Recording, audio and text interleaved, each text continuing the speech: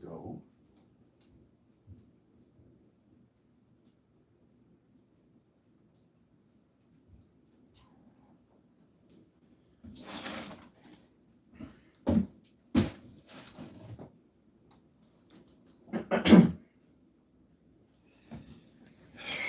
Bear with me here, folks. This place is still a bit of a mess.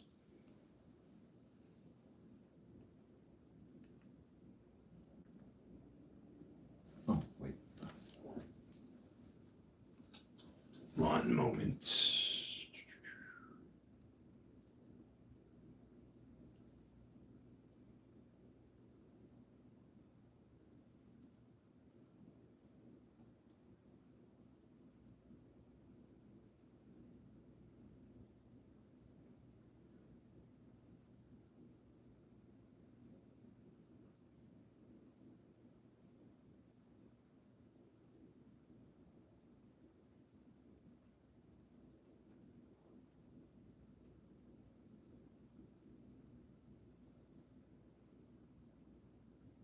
Okay.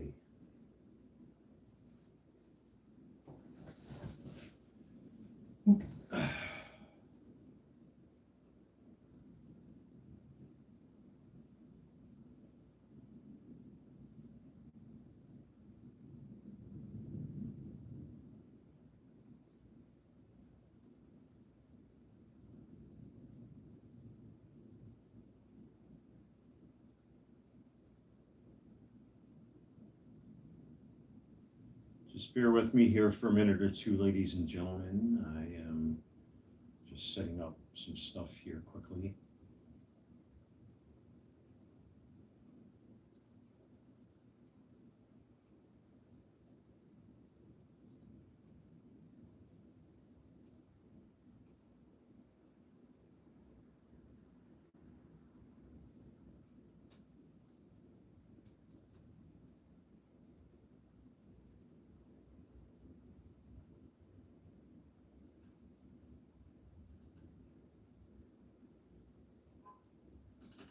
Why did it do that? That's very odd.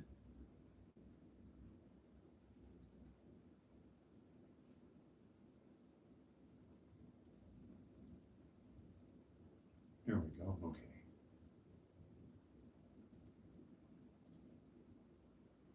Just doing a little homework and a little research.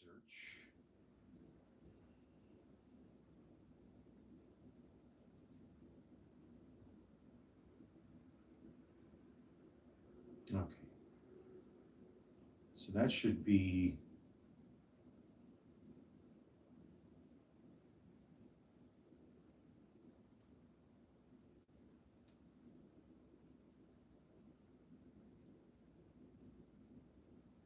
okay. I haven't done this in a long time, so I'm just making sure that everything's in order. Please forgive me, as I want to make sure I keep the link to my eBay store pinned in the comments section. But for that, I need my computer on at the same time. So let's see what this was here. This should be, oh, good.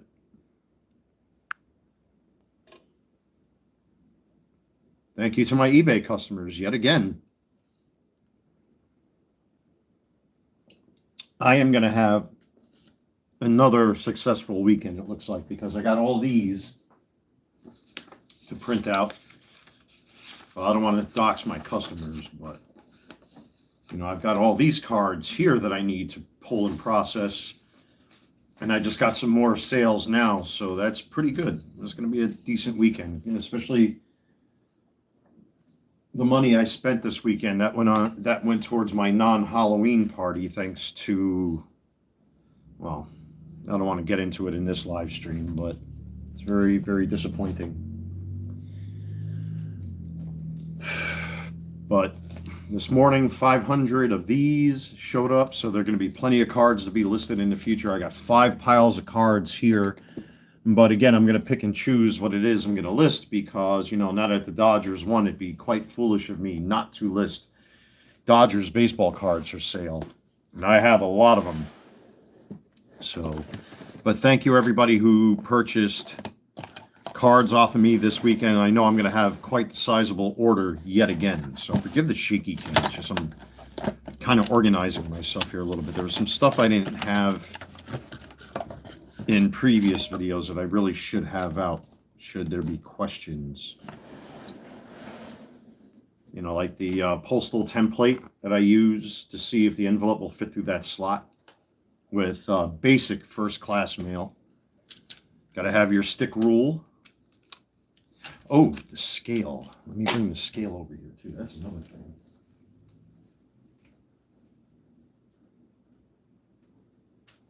Oh, and microfiber.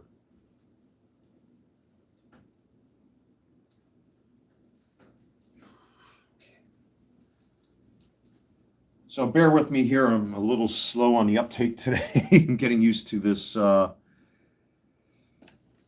whatchamacallit, winding an hour back thing. I thought they were supposed to do away with that. The great orange man in the White House says he was going to do away with that whole daylight savings time, daylight standard time thing. I guess not. So, but yeah, we'll get into all this in a little bit. Welcome aboard, everybody. Happy Sunday. I hope all of you are having a blessed weekend. You know, mine was a little disappointing and a little trying, but I'm going to press on regardless. And despite that, I just want to make sure I got some of the necessary tools to show you that, at least what I use to ship my sports cards. Because a lot of these things are going to be important, and there's so much to talk about. I really don't feel like dividing it into separate videos. So, you know, I mean, I'm no expert. This is just the way I do it. You know, other folks do it their way, but there are going to be certain things you're going to notice that are going to catch you off guard because, you know, many of you may be overcharged for shipping for single baseball cards. You know, my regular customers know that once I sit down and I do the math for a lot of my cards, I usually issue refunds and that kind of stuff to make up the difference. You know, I try to keep the shipping costs as cheap as I can. But we'll get into that as this live stream progresses. So I'll get into the meat and potatoes of this live in a few more minutes.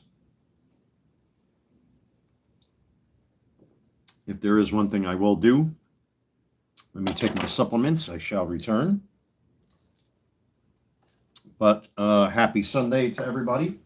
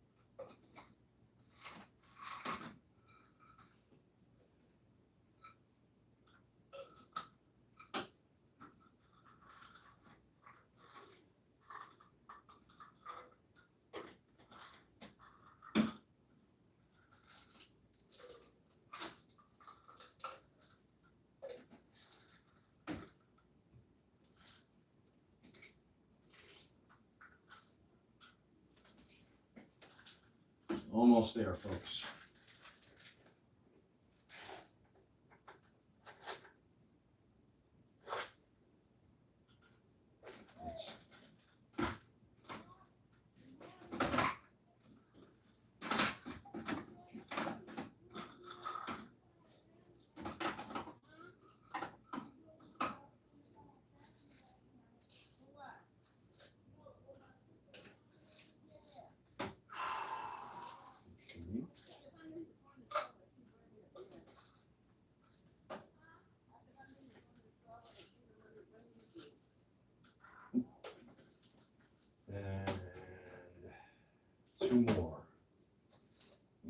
fish oil. And you got to have zeaxanthin for the eyes.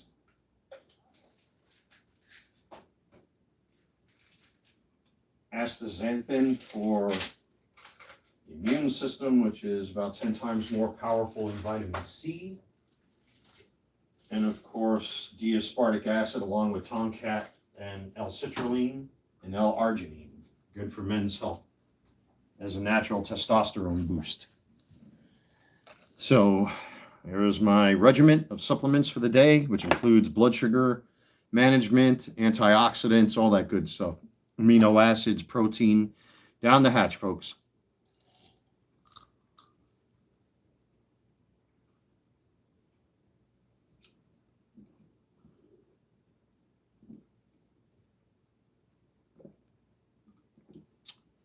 And then we'll get into this live stream.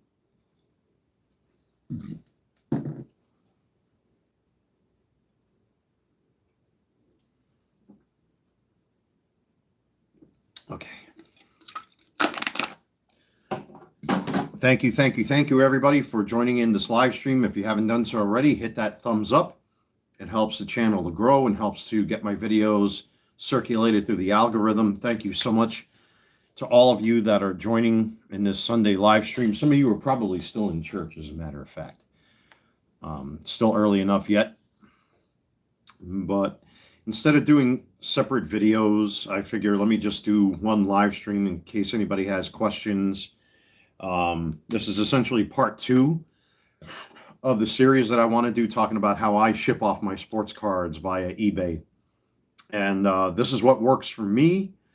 It may not work for everyone else, but I've been successful with it, and I've been, adapting and changing and morphing my methods. And some of my new techniques are finally, really starting to show. eBay these days alerts you as to when your packages are actually shipped out of the post office. And they actually will alert you when your package is delivered. I actually was able to squash yet another claim with somebody saying that they didn't get their sports card because they were probably trying to get another free card off of me. And case was closed. So score another one for the good guy. Take your victories where you can get them, folks. Believe me, I know what I'm talking about. But if you haven't done so already, hit that thumbs up. Subscribe to the channel if you're new. I deeply appreciate it. I got receipts all over the place. If you have an LLC like I do, save your receipts. Very important at tax time. So I just want to get some of these labels out so you can see exactly what it is that I use and the techniques I use, ways to save time, all that kind of stuff. It's little old me doing all of this. Last week I had a massive order of like 30 or 35 cards or some crazy number like that. And this weekend is aiming and fixing to be a pretty busy weekend for me too. I did print out, we'll get into this in a little bit. I don't want to dox my customers, but this is one of what's looking like several more orders I'm going to have this weekend. I printed this out yesterday. So there's 1, 2, 3, 4, 5, 6, 7, 8, 9 orders. Maybe I'll pack one of these in real time. It's just, again, I don't want to dox my customers because, I already got the shipping labels printed out and I don't want to give out people's information. So I'll see how I figure that out. Or maybe I'll just do a dummy template for all of you. Let me just get the LEDs on here because that light keeps flickering. Welcome aboard, everybody. I deeply appreciate your continued support of myself, the channel, the various hobbies, etc., my eBay store. Hit that like button, smash that thumbs up. It really helps the channel to grow. Check out my eBay store, the Carolina Collector 001. I did pin the link in the chat. So if anybody's interested in sports cards, go check it out. And what I'll do, basically, I'll show you some of the things that I do. And, I'll do like a template of a shipping label and show you how I pack everything and, ways to, just make your life a lot easier. It's really not all that hard. Recently I've actually changed my methods a little bit. And I started adding a new method to the way I pack my cards, and it seems to really be coming to fruition. I hear you making all that noise out there. Yeah, I'm actually doing a live stream on YouTube. She's probably going to come up here and hit me up for a beer. It's one of my neighbors. She's so sweet.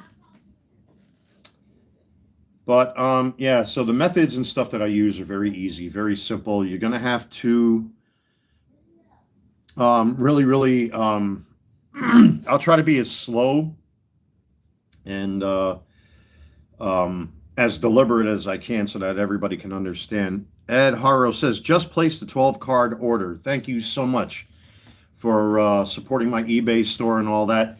I am going to be doing a very Dodgers-centric listing quite soon. I'm going to give myself a break after this live stream, but, you know, instead of doing separate videos, I figured in case anybody had questions, it's just best to do it in real time. And I'll show you the methods I use. The first part of this series is already up on my YouTube channel as a separate video, but this may go a little bit deeper because it's a little complex. With this portion of how I ship out my sports cards. Many of you, if you're customers of mine already, you already know my methods. You've seen what I've done. Plus, I've altered some things. I've changed some things. I've added some things. I've took away certain things. So let's get into the basics. I mean, in some cases, so you don't waste paper, sticky notes. You're always going to need notes.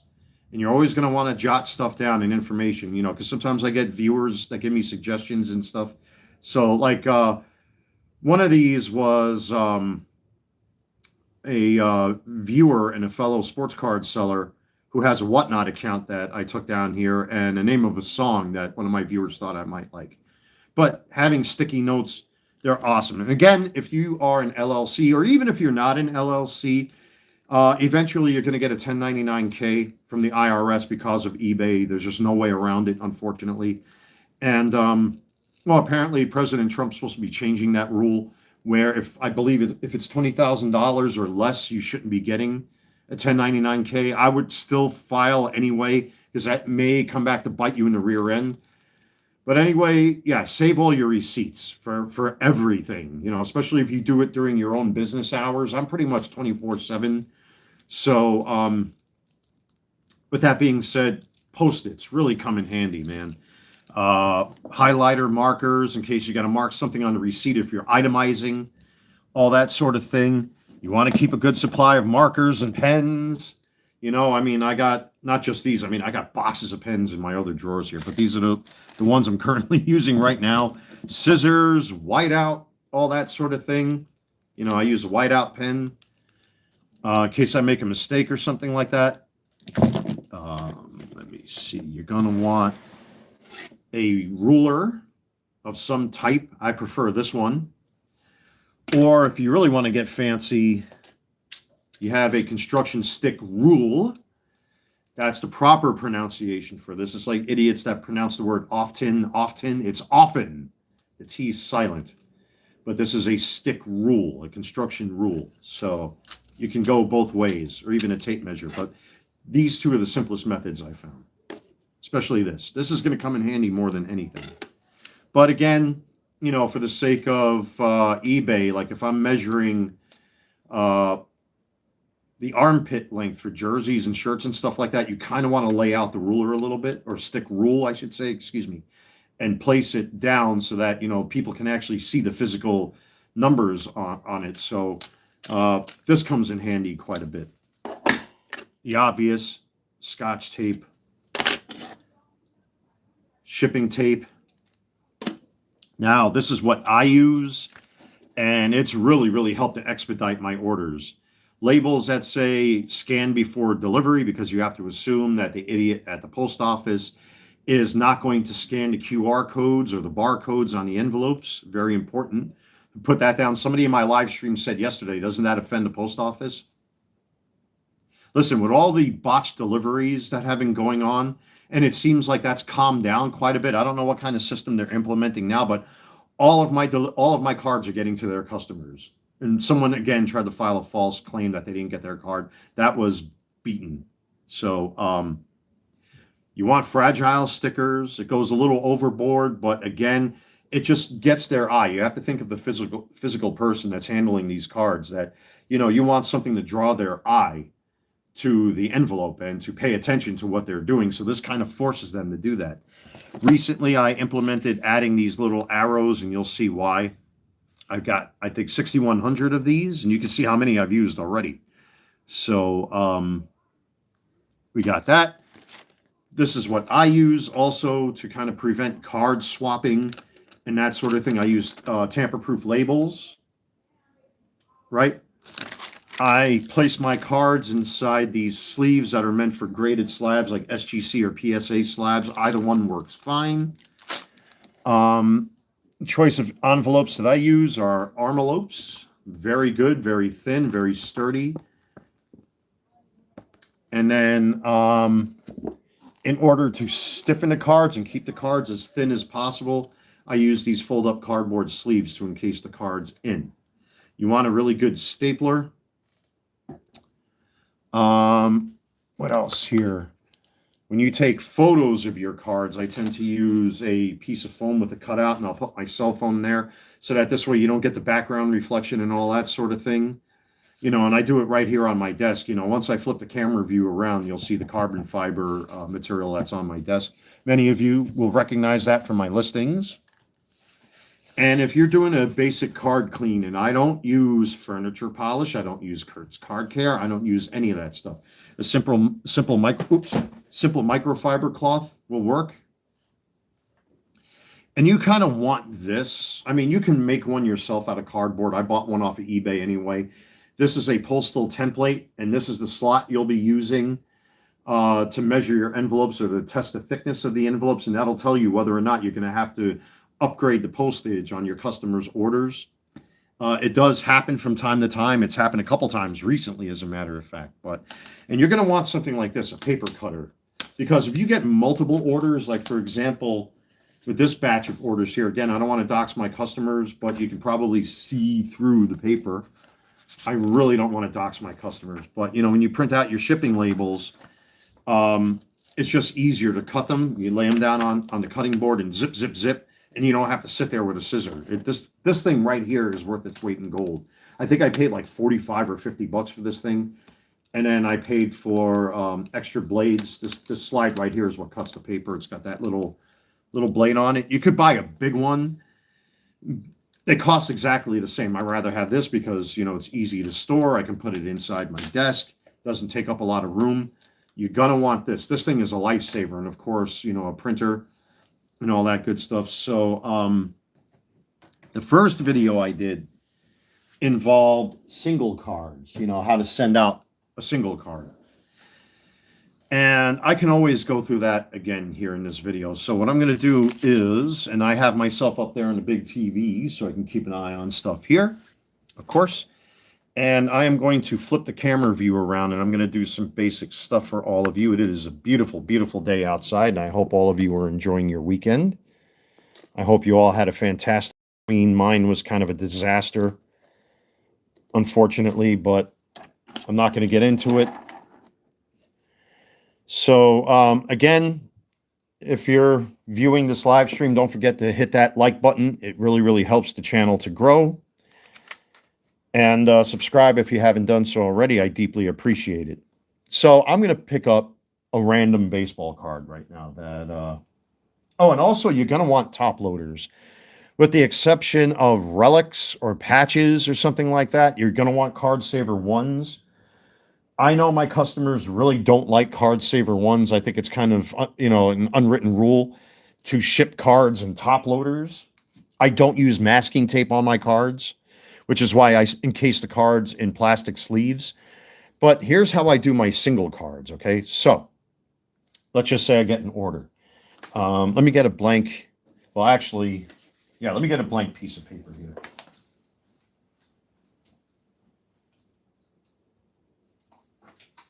Well, let me grab a couple because there are going to be a few of these I think I'm going to have to draw. So, let me draw. Actually, I don't even have to do that. I can just guess, right? And then as I go along, I can just draw a mock-up of the eBay shipping label. So they're typically about this big when I cut them. So, and forgive the shaky cam, folks. I have a gooseneck hammer stand that I use.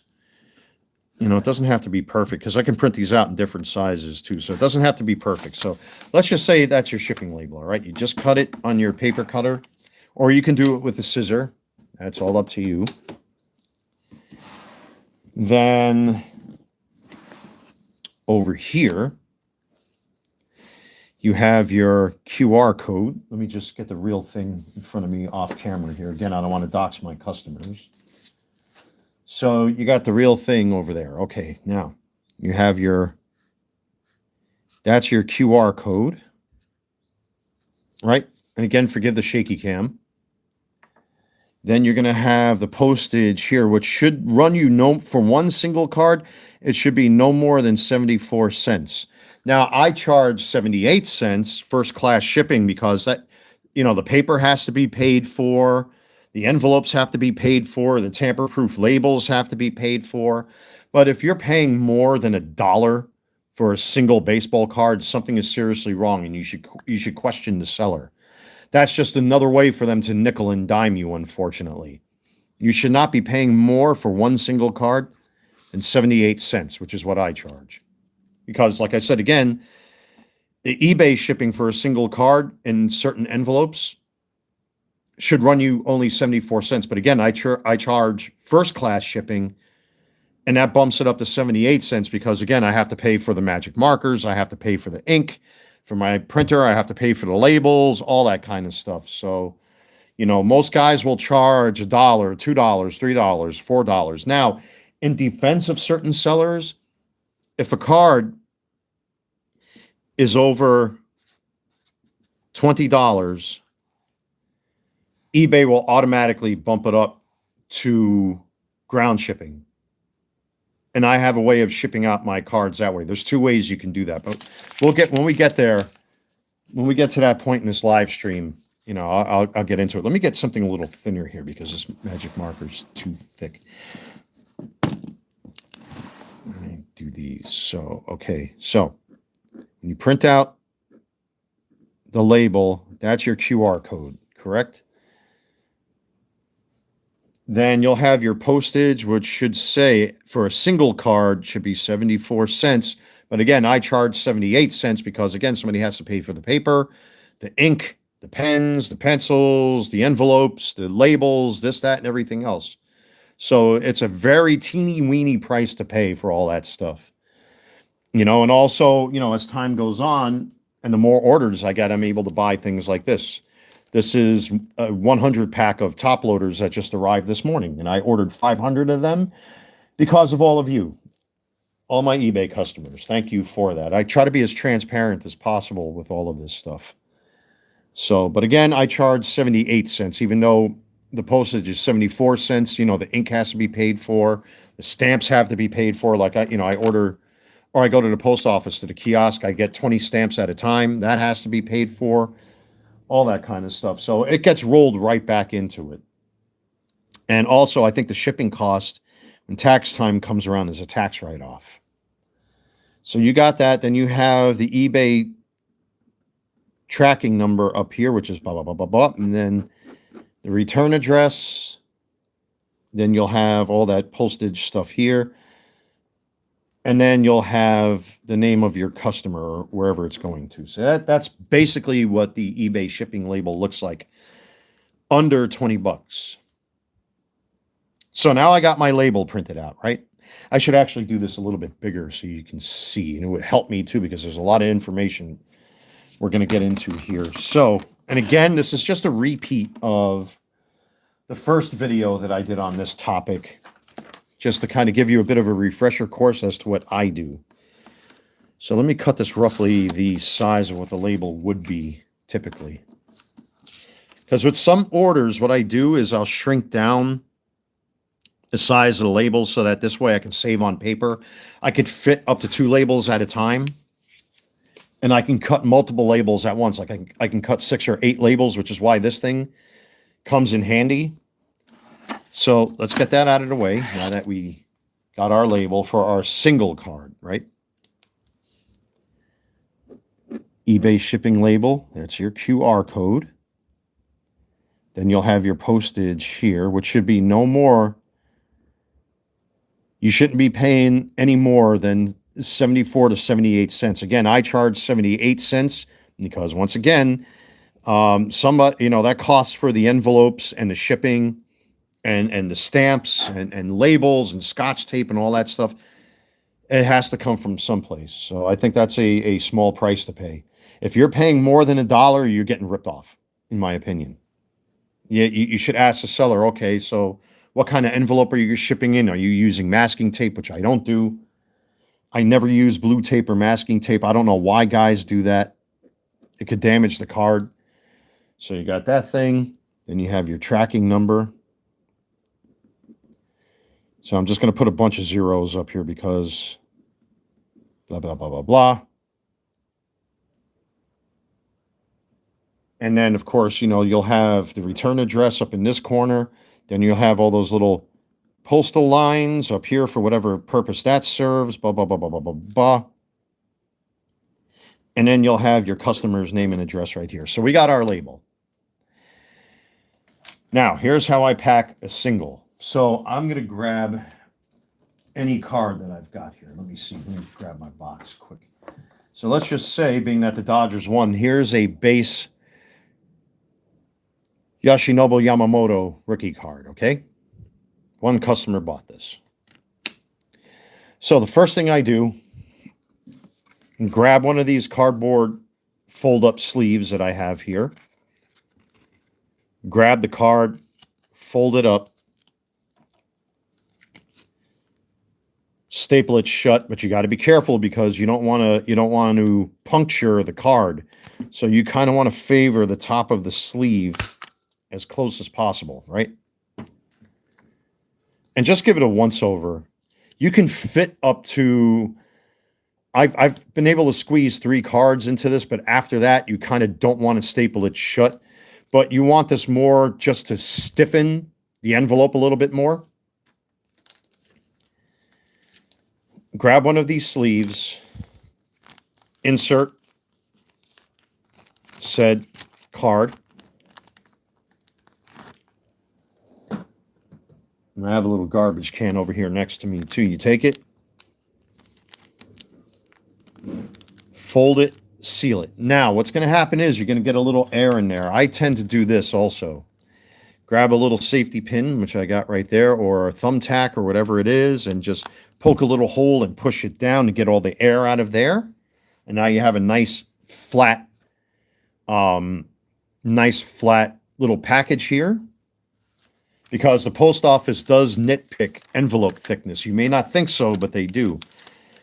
And then you take a tamper-proof label like so. At least that's what I do to prevent card swapping.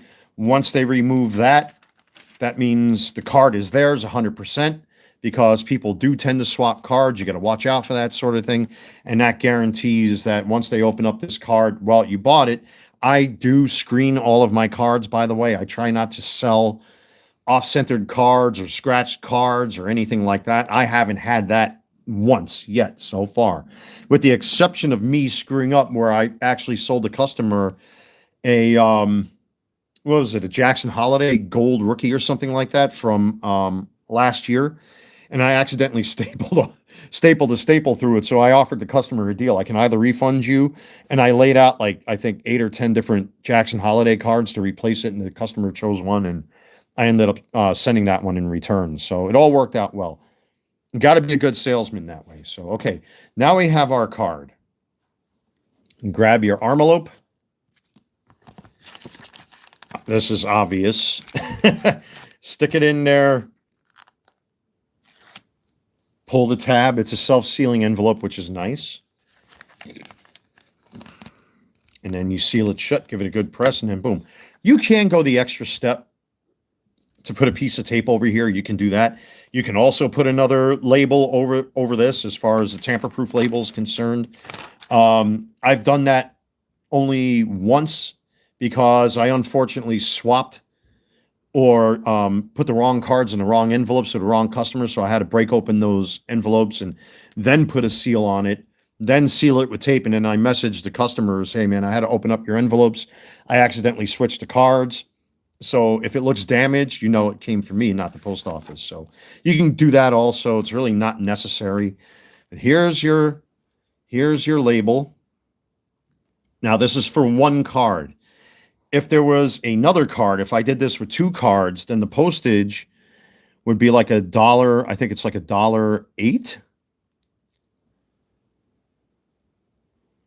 And then after that, 3 of them, I believe, is $1.34. Don't they still run them through machines? This is actually true, which is why I go the extra distance to use envelopes and to use cardboard sleeves to make the envelope as stiff as humanly possible.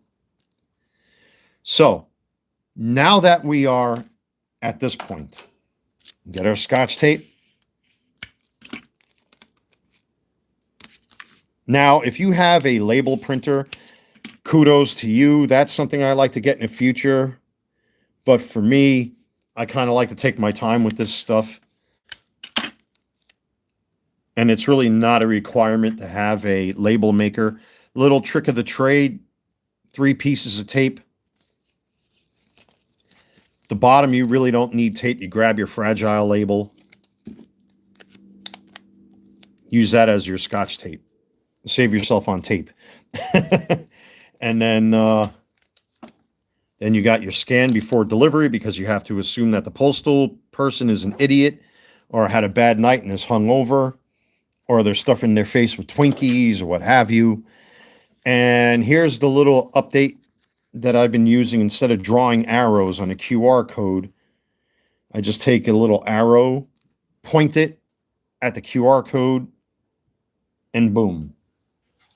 I know it's a dumb question, but how can you track these small envelopes with one card? I'm always concerned they will get lost or something. Well, that's what the QR code is for.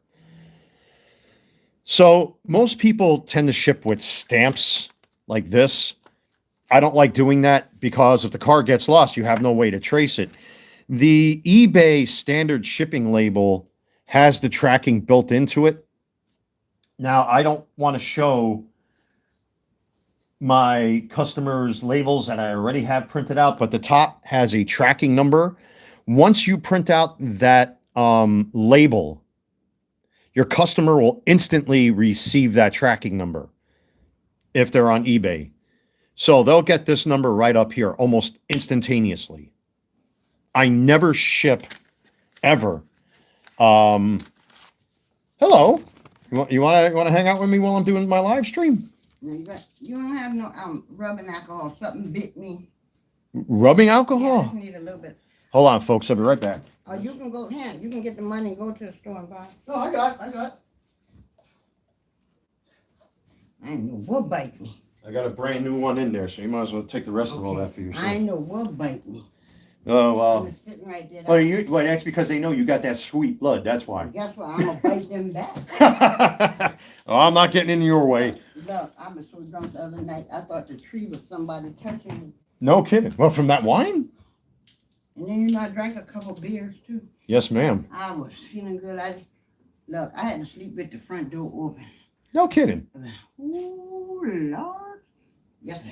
Well, I had 2 glasses. I was doing a live stream like I'm doing right now. Like I got myself on a TV set right there. Okay. And what was I going to say? Yeah, I had 2 glasses of wine. And after I was done with that live stream, pow, right to sleep I went. And I forgot that we had to wind the clocks back today, too. Listen, that's the only reason why I knew what time it was. But I want, because I drank the rest of the wine yesterday. I had to have some. I had to put the trash bucket in front of me. Yeah. Oh, no. It was one of them nights, huh? Oh, Lord. Holy. Yes, sir. Well, at least you're up on your feet. That's a good thing. Indeed. Yes, ma'am. All right. I'll see you around. Told you. So, again, let me see here. Yeah, that's one of the neighbors I was telling you about. She's such a sweetheart. I know it's a dumb question, but how can you track these small envelopes? Some ants just bit me. They hurt. Low. She sounds cool. Yeah. My neighbor, she's so nice and so awesome. You know, that she's one of the many people I talk about here on the channel, you know, with the really, really nice neighbors that I got, you know, so But anyway, back to this. Yeah, like I was saying, the tracking number is built into this QR code right here. You know, it's very similar to the one that's on these postage stamps that I get from the kiosk. So as an eBay customer, you'll instantly receive the tracking number once the label is printed. And that's not just for the QR code postage. That's also for like when you have ground shipping, $20 or more. Or if I have customers that order multiple cards, you'll get your standard, barcode from ground shipping or priority mail or something like that. So it's already built into there. So you got the arrow pointed right at the QR code because you have to assume that the postal people are dum-dums. Why did my TV just go off? That's weird. Give me a second here, folks. Very, very strange indeed.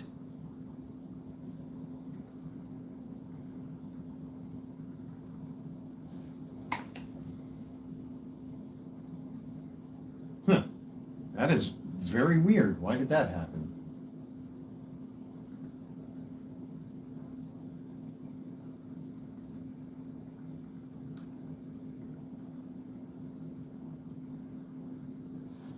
Oh, that's why. Probably because it's sitting idle. There we go. All right, never mind. Okay. No, when you print out the label, the QR code is done automatically for you when you print it out. I don't want to show my customers stuff because, again, I don't want to dox anybody, but it's built in there already. So, all right. Anyway, with that being said, so now I put that little arrow on there. I was drawing arrows on my envelopes. I don't do that anymore. I think it's a time saver to do it this way, I think. And it looks more professional. So we got to this point. Now, if you have 3 or 4 cards in one of these envelopes, the envelope will grow in thickness. And the post office has a huge problem with that. And even if you're adding 3 cards to the envelope, you may want to add, especially for whatever reason, the post office in Colorado or the postal service there have always had problems with and getting returns from them. So what I tend to do is if I feel, and I'm going to open this up, deconstruct my own work here. So there's the current envelope, and I'm going to crack open that card on the inside. Show your hands on camera.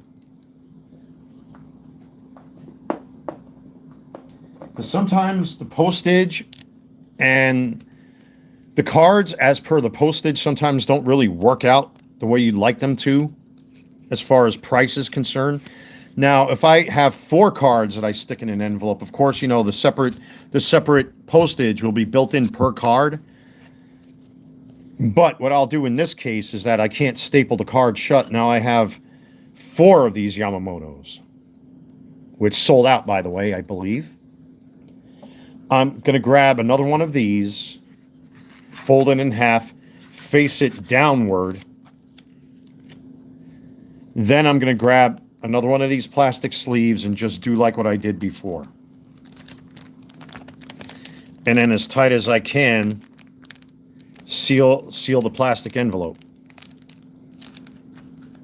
And then, of course, I'll take my safety pin or whatever I have here, in this case a thumbtack, and poke a hole in there and get the air out of it so it's nice and flat because, again, the post office are sticklers to the thickness of these envelopes sometimes. Then you pack your envelope, and then boom. All right? But in this case, I have that template. Now, if it's too thick and it cannot fit through this cutout right here, which is a 1/4 inch thick, they will demand more postage. Which in this case, as you can see, it's not going through. Let me raise this up a little bit because I think I'm in here a little too tight. There we go. Okay. It's not really going to fit. And if they have to fight it, they're not going to deliver it. They're going to send it back to me or send it back to you. So the workaround for that is, let's just say there are 3 cards in here, which there are. Let's just say the postage is going to be $1.34 plus the extra 4 cents per card for the envelope, tamper-proof label, the stickers, and all that kind of stuff. The hobby has to pay for itself, right? then all you really have to do is just, I'm not going to waste the stamp, but you take a stamp and you basically put it underneath the QR code. And I haven't had problems doing that. The post office actually accept that because now you've paid the price for the label for the cards you're shipping, and now you're throwing another stamp on there to pay the difference for the thickness of the envelope. I mean, it does eventually pay for itself, but you're just guaranteeing that the card's not going to come back. The post office isn't going to try to pull a fast one on you. They're not going to send it back or anything like that. So let me just do this. So that's the workaround that I have for that, because you don't want to overcharge your customers. You know, like I said, if you're paying more than $1 for shipping for a single sports card that's under $20, you're getting ripped off, in my opinion. You know, it's okay to charge your customers an extra 4 cents like I do for the envelopes and the supplies that you use. That's fine. That's got to be understood by the sports card hobby.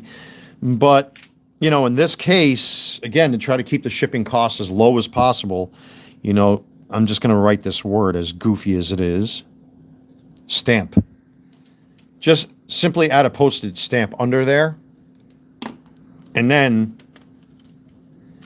what I've been doing lately is when I add a stamp, and the stamps have a QR code, as a matter of fact. So let's just say, you know, especially if you get them at the kiosk, you know, because I can't stand waiting on the line at the post office. So this has a QR code on it as well. Simply take another one of these arrows, or you can draw it by hand. And then just put a little arrow next to the stamp, because that'll draw their eyes this way to see that the postage is paid. Not only does it have the built-in postage with the QR code, depending on how many cards are in there, but because the envelope is so thick, they might not accept it. But if you add extra postage to it, most likely they'll accept it and they'll deliver it as it should be. So the most important part of this process is the tracking number that's built in to the eBay standard shipping label. So that's the most important part. This is the thing that your customer is looking for.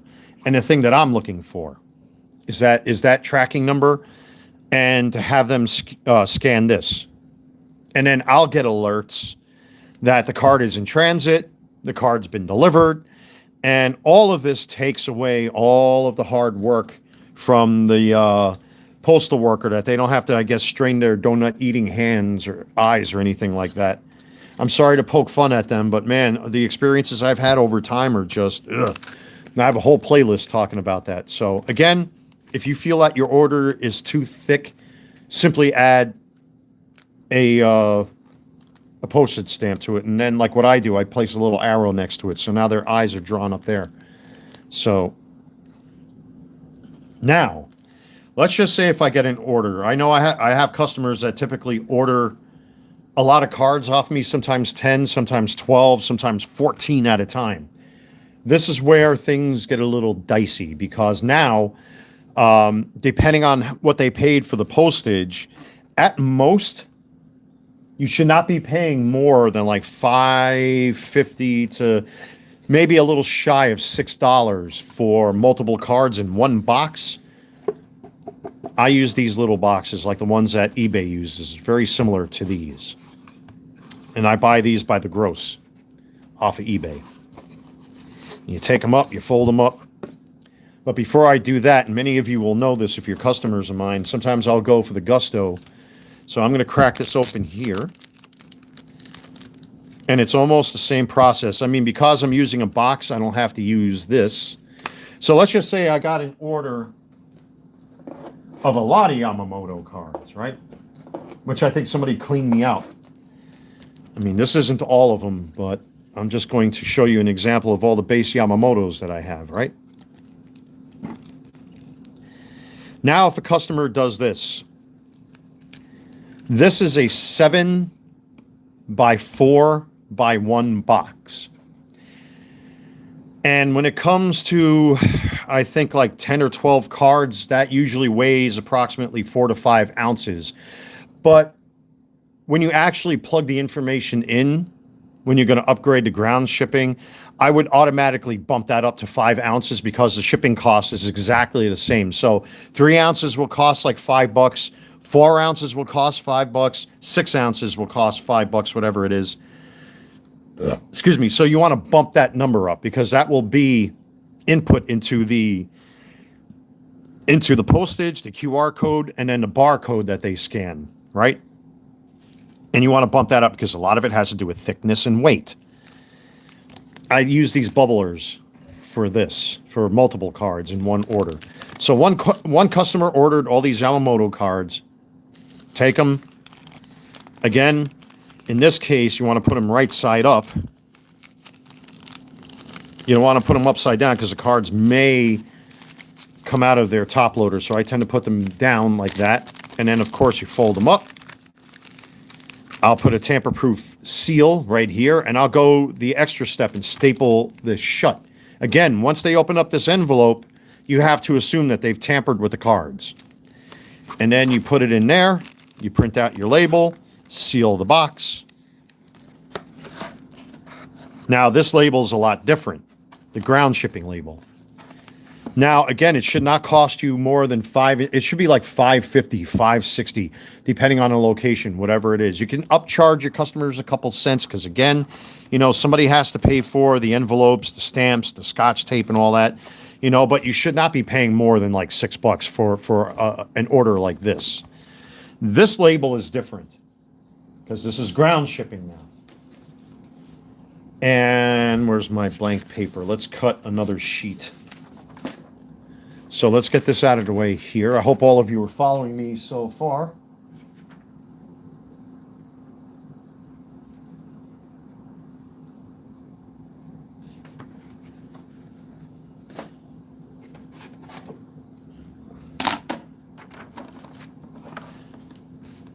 So I'm going to cut this roughly whatever size the label is. Something like that, right? Let's just say. So on this particular one, you'll get a little rectangle right here with, you know, the scan lines. Then you'll have the tracking number, which I think is 16 digits long. You'll have a QR code in the corner here. You'll have your customer's name here. You'll have your name here. And then there'll be a line going through it with the postage. It'll say like Pitney Bowes or something up here, blah, blah, blah, blah, blah, blah, blah. Postage, weight, all that kind of stuff will be right there, right? And then, of course, you seal your box. You put the label on there. And then what I'll do, I'll go the extra step because you have to assume that the post office, you know, are going to toss your order around. Take a fragile sticker. I tend to put them right here on the bottom, right? So I've got my label on there. I'll take the fragile sticker, put it right on there. And then, of course, affix the printed label to the box, seal the box real nice, and then off you go. And that's how I do multiple card orders up to like maybe 8 cards or something like that you can fit in one of these boxes. But again, you have to realize everything is about size and weight with them. So if I get multiple orders by one customer, then I'll have to upgrade to priority shipping and use a small priority box. That's what I use for that. In every single case, you still want to measure everything. Even though I got a lot of these measurements memorized, you still want to have a scale like this, just in case.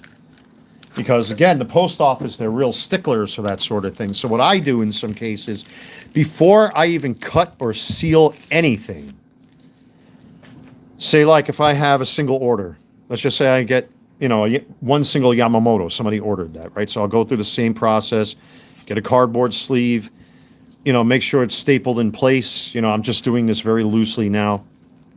Grab me, you know, the plastic, again, with the tamper-proof label on it, poke a little hole in it on the side, press it down so it gets all the air out so it's nice and flat. Get your envelope. I'm going to grab a brand. Actually, you know what? I can use this one here. Just pretend that there's no label on it. Actually, I don't want to confuse anybody. I'll just grab another one, the hell with it. You know, you do all that kind of stuff. Weigh it anyway. Weigh it anyway, just in case. So in this case, it's 1 ounce. Round it up to the next ounce. Now let's just say that box that I have with all those cards, if it comes out to 4 ounces, round it up to 5. Go up to the next one. The price should not change.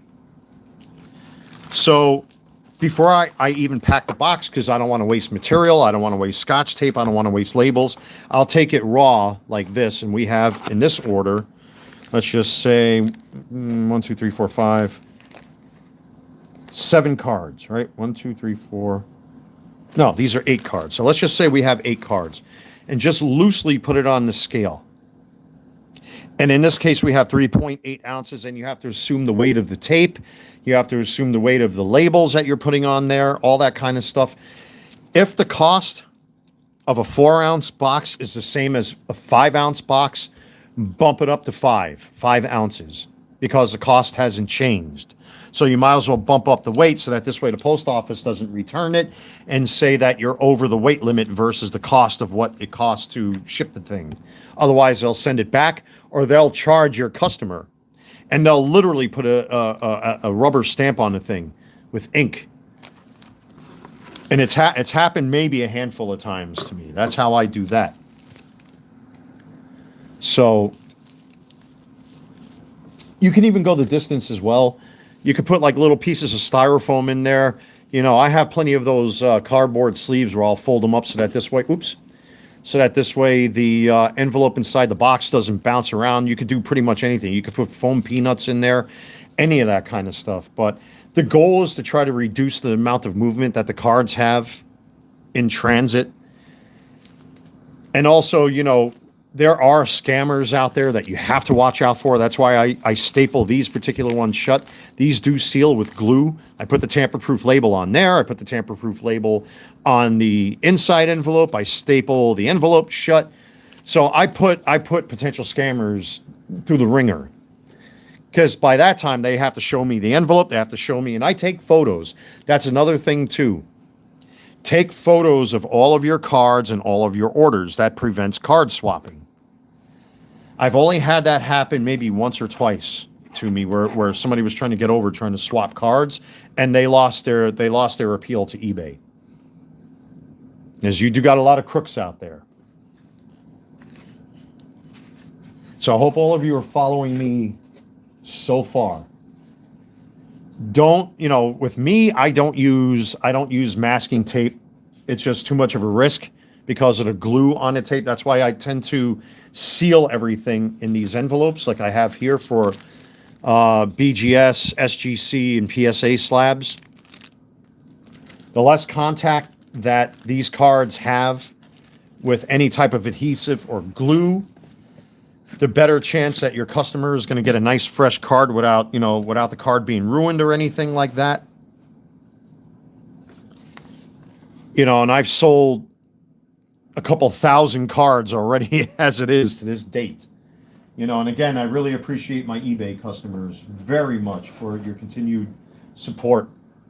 And that's pretty much what I do in those cases. Again, you know, just to kind of go back here a little bit, this is typically what my setup looks like with the eBay standard shipping label. One card is 74 cents to ship. The second card, if you got 2 cards in one order in one envelope, comes out to $1.08. That's automatic by the post office and eBay. 3 cards are $1.34 if you're going to combine shipping for your customers, which I do for my customers. And if it happens to go a little overboard, I will refund the difference in some cases, especially with the bigger orders. Let's just say I get a customer that orders like 16 cards, and it has happened. I've had customers order like 24 cards. I'll use a small priority box, which is about that big. And when you combine the shipping, depending on the cost of the cards, it can go over the priority shipping costs. And then I'll sit down and do the math and, you know, basically refund the customer the difference in that case. Because sometimes when the customer actually puts the order in, the shipping comes out to like $7, let's just say, if it's like a 24 card order or something like that, and they paid like $15 shipping, well, you have to refund the difference in that case. A lot of crooks won't do that. I do it. My customers know I do it. And I'm grateful that my customers trust me, because you got a lot of guys that will nickel and dime. Watch out for that kind of stuff. Like I said, a card should not cost you more than, again, I charge 78 cents because somebody has to pay for these envelopes. Somebody has to pay for the envelopes. Somebody has to pay for the fragile stickers. Somebody has to pay for the Scotch tape. Somebody has to pay for the arrows, all that kind of stuff. Somebody has to pay for the printer ink. So 4 cents is a very, very small price to pay or charge your customers for when it comes to that sort of thing.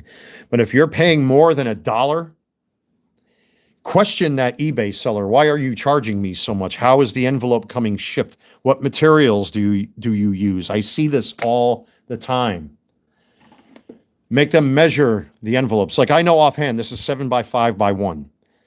Now, you're allowed up to a 1/4 inch with these envelopes, according to the post office. But again, if it gets too thick and you don't trust yourself, get a postage stamp, put it right on the sucker, and just, if you don't have little arrow stickers like I do, just draw their attention towards the QR code in the stamp, and you shouldn't have any problem, and they will scan it.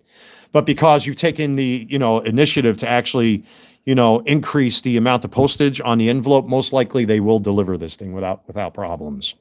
What matters is that QR code, that they scan that, and you will have a tracking number up in this corner over here. That's what matters the most. So I hope you're all following. I know there's a lot, in all of this, but really once you get it down and you simplify your techniques and you simplify all of this stuff, and, I do all this myself. I'm self-taught, and all of these methods that I use have been working for me really, really well, but everything is size and weight to the post office. That's just how they operate. That's the way it is. There's nothing that can change that. But you do got a lot of these sports card sellers that are out there that way overcharge their customers. They'll charge like, $5 for a $1 card shipping. Why? Why? Why? Because they're trying to pocket money without you noticing that you're being overcharged for shipping. Again, I only charge 4 cents per card when it comes to my singles because, why not? Somebody has to pay for the envelopes. But when it comes to the bigger orders, I literally refund the difference in the shipping to my customers because, they're nice enough to pay for all those cards, and I don't nickel and dime those customers at all when they buy like, 10, 12, 14 cards off of me. I'll refund them the exact difference between what they paid versus the actual shipping. And I'll actually put that in the notes when I initiate the refund to my customers. So don't pay more than $1 for a card that's only 99 cents. That's ridiculous. You shouldn't be paying more than 74 to 78 cents per card. You're getting ripped off, folks. I mean, the cards in and of themselves should pay for your business and put money in your pocket, but people like that are nickel and diming. It's actually a plague on eBay where sellers are way overcharging their customers for shipping. Is because that's how people are getting over making money on people that are unsuspecting to that. Shipping is the biggest way to commit fraudulent transactions on eBay. As a matter of fact, and again, I hate to bring up this topic here in this live stream, but as a 9/11 recovery worker, like I was at the World Trade Center, there was a real famous case of fraud where a construction outfit were able to figure out how to overcharge the government for nuts, bolts, washers, fastening materials and things like that. So if a box of nuts and washers costs like $10 at Lowe's, they were literally charging the government hundreds of thousands of dollars for a $10 box of nuts and bolts and washers. This actually happened. And it still happens. You got to watch for that sort of thing. You really do. You have to be careful with the shipping cost. See, like certain envelopes, like this one. This is the New York Giants jersey inside this priority mail envelope that I have here. I measured it anyway. I weighed it anyway and all that kind of stuff in case I have to upcharge the customer. I mean, up to a certain weight and thickness and size, you can ship a jersey in this type of thing, unless like the package is really, really thin. Then I tend to use these envelopes, the manila envelopes, to try to get the cost to come down because I want my customers to keep coming back. and buying my stuff. So I try to keep the cost low that way by using those envelopes, and then I'll measure them, round them up to the nearest ounce or 2 ounces, as long as the cost is negligible. If not exactly the same, I'll literally measure the thickness and all that kind of stuff, weigh the envelope, and try to keep those shipping costs down. Be careful with that sort of thing. Be very careful with that sort of thing. It's ridiculous. Give me 1 second here, folks. Why does that keep going? Oh, that's why. You know what it is because I got the screensaver on my computer. I'm actually doing the live stream over here, and I have the big screen on over there so I can see myself and I can read the comments a little bit more clearer. So, but basically that's how I ship multiple orders. And how I put together, when I combine my shipping and all that stuff. Like I said, be careful because you will have people that will try to get over and charge you and sneakily charge you that extra dollar or two. And you don't want that. Actually, to be honest with you, I had one customer recently that ordered, I think, like 4 cards off of me in a combined order.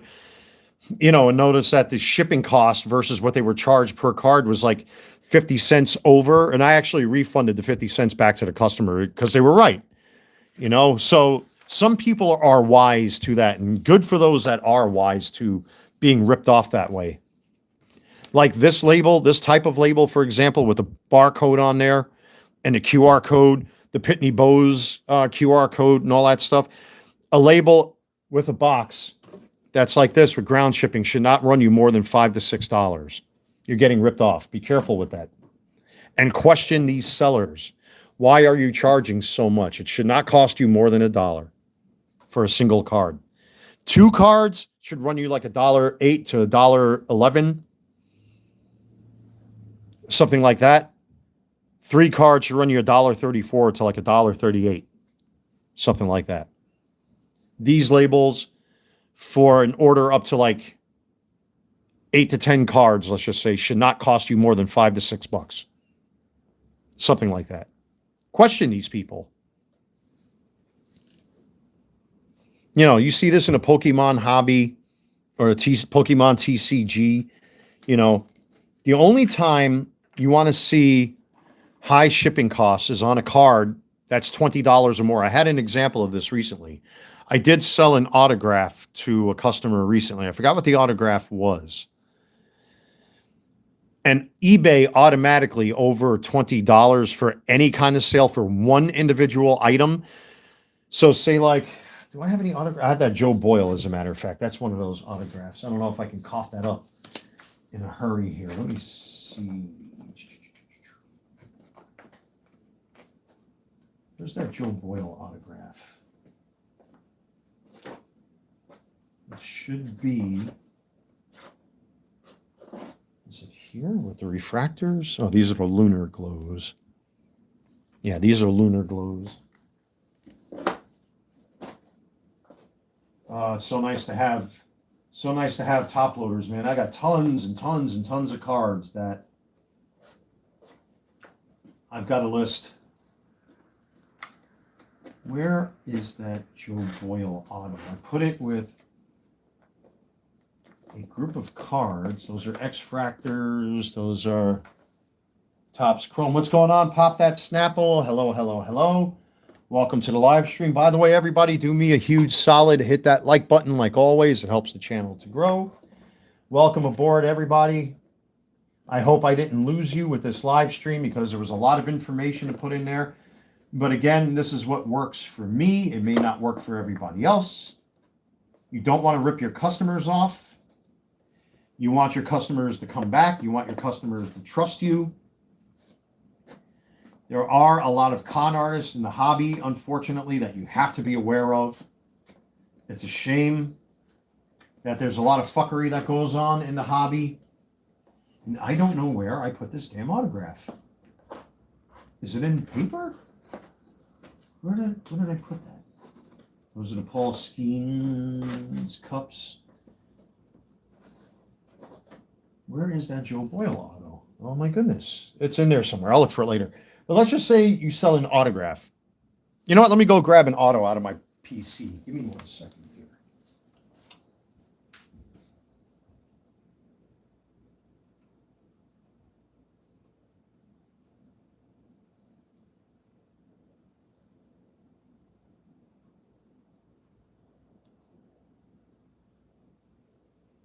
This is a perfect example of this. So this is my 2022 Bowman Chrome Jackson Merrill Mini Diamond Auto out of 50. According to PSA, this card is approximately $1,600 in a PSA 10. This is a case where you want to upgrade the shipping to priority mail, or even when you're listing the card, you want to list this as priority mail. A card of this caliber, it's going to be verified by eBay's verification because of the price in and of itself. And this is something you want to ship on its own. So if you have a single autograph, let's just say it wasn't a high profile card like this, right? Anything that's $20 or more, eBay will automatically bump the cost up to ground shipping rates. That's something that simply cannot be avoided. That's eBay that does that. That's not me. That's them that does that. So a card like this, I would never, obviously, you never want to put a graded slab in an envelope. I don't know how guys do this, where they use bubblers like this, and they wrap it with all sorts of tape, and they shove pieces of cardboard over it. No. I think it's very unprofessional. It could damage the card, especially a card that costs this much. You really think I want my customer to get a broken slab? I think that's very unprofessional, and it doesn't look good. It's not good for the card, and it will cost you money. So a card like this, once again, for my eBay customers who know my methods already, if you've received graded slabs from me, obviously, same process. Fold it. Not now.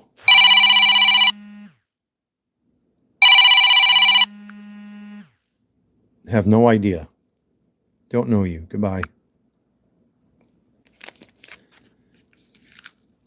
So anyway, with that being said, take it,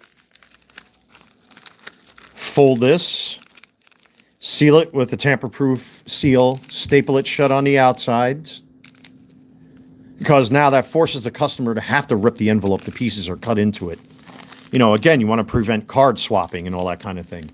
And then you want to put a card of this caliber inside one of those little boxes that I showed, which is right here.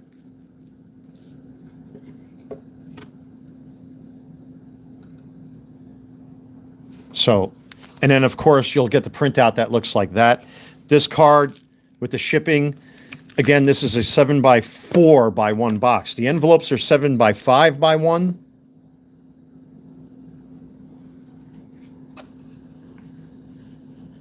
This one is 7x4x1. And then of course you take it and fold it up real nice and neat in there. You don't want to stress you really don't want to stress the card in of itself, and then you close it all up and seal it up and all that good stuff.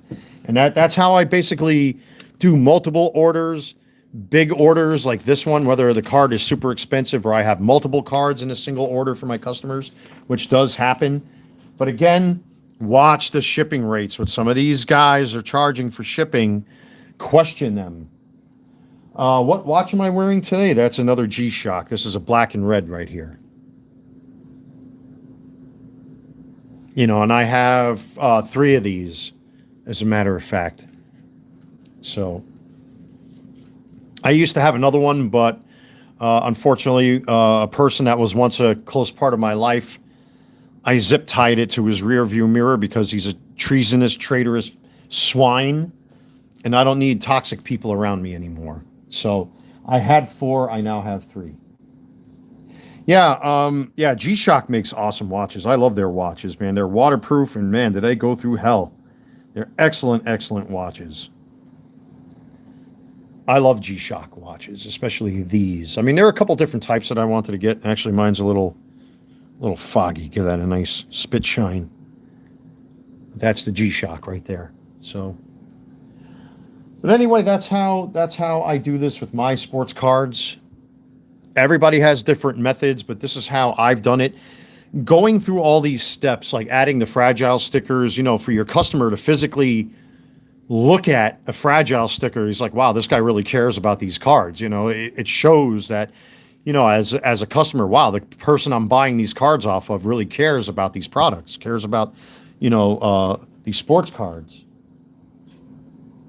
And, they see these little arrows, they see the scan before delivery on there. It goes to show that as a seller, you could put faith into the seller as a customer that, wow, this person really goes the distance for their customers, So, but a lot of guys, you see them taping up.